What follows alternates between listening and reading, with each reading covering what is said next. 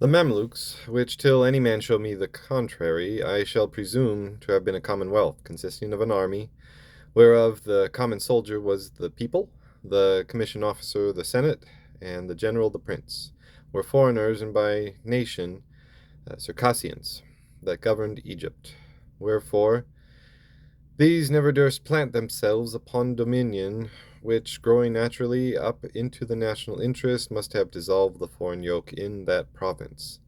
The like, in some sort, may be said of Venice, the government whereof is usually mistaken, for Venice, though she do not take in the people, never excluded them.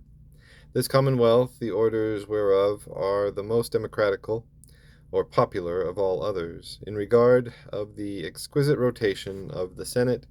at the first institution took in the whole people. They that now live under the government without participation of it are such as have since either voluntarily chosen so to do, or were subdued by arms. Wherefore the subject of Venice is governed by provinces, and the balance of dominion not standing, as hath been said, with provincial government, as the Mamluks durst not cast their government upon this balance in their provinces, lest the national interest should have rooted out the foreign, so neither dare the Venetians take in their subjects upon this balance, lest the foreign interest should root out the national, which is that of the 3,000 now governing, and by diffusing the commonwealth throughout her territories, lose the advantage of her situation, by which in a great part she subsisteth,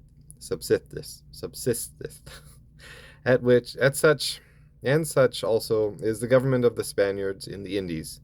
unto which he deputeth natives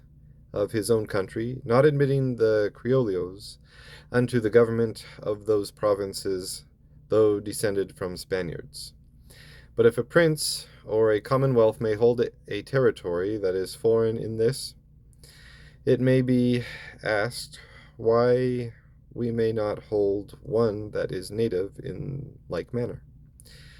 To which I answer, because he can hold a foreign by a native territory, but not a native by a foreign. And as hitherto I have shown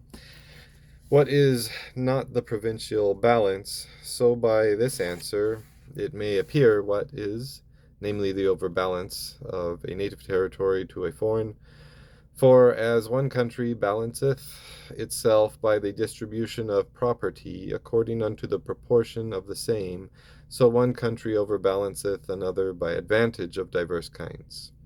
For example, the Commonwealth of Rome overbalanced her provinces by the vigor of a more excellent government opposed unto a crazier, or by a more exquisite militia opposed unto one inferior in courage or discipline. The like was that of the Mamluks, being an hardy unto the Egyptians that were a soft people. And the balance of a situation is in this kind of wonderful effect, seeing the king of Denmark, being none of the most potent princes, is able at the sound to take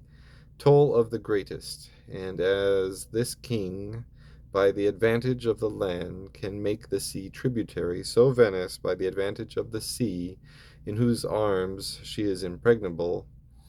can make the land to feed her gulf. For the colonies in the Indies, they are yet babes that cannot live without sucking the breasts of their mother cities, but such as I mistake, if when they come of age they do not wean themselves, which causeth me to wonder at princes that delight to be exhausted in that way. And so much for the principles of power, whether national or provincial, domestic or foreign, being such as are external and founded in the goods of fortune.